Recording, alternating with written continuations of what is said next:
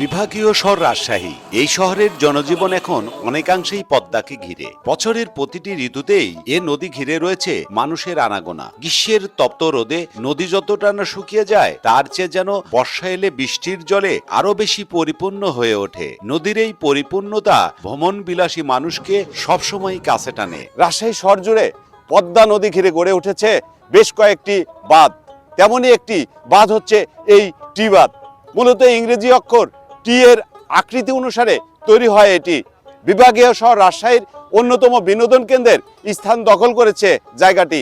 বাঁধটি গড়ে ওঠার পর এখানেই এর প্রকৃতি ও সৌন্দর্য সবাইকে মুগ্ধ করেছে। শিশু থেকে বৃদ্ধ সবার পছন্দের জায়গা। বিভিন্ন উৎসবে সবাই এখানে প্রাণ জোড়াতে আসেন। এটা আছে বলে আমাদের এই রাজশাহীটা ঠিক আছে, এই টিমানটা এটা অরিজিনাল। এখানে মানুষ বাইরে থেকে টুরিস্ট অনেক মানে প্রচুর আকারের মানুষ, এখানে শীত নাই গরম নাই, সবসময় তো এখানে 24 ঘন্টা এখানে রাত 12টা 1টা পর্যন্ত মানুষ। আমি জয়পুরহাট থেকে আসছি এখানে পিকনিক করার জন্য।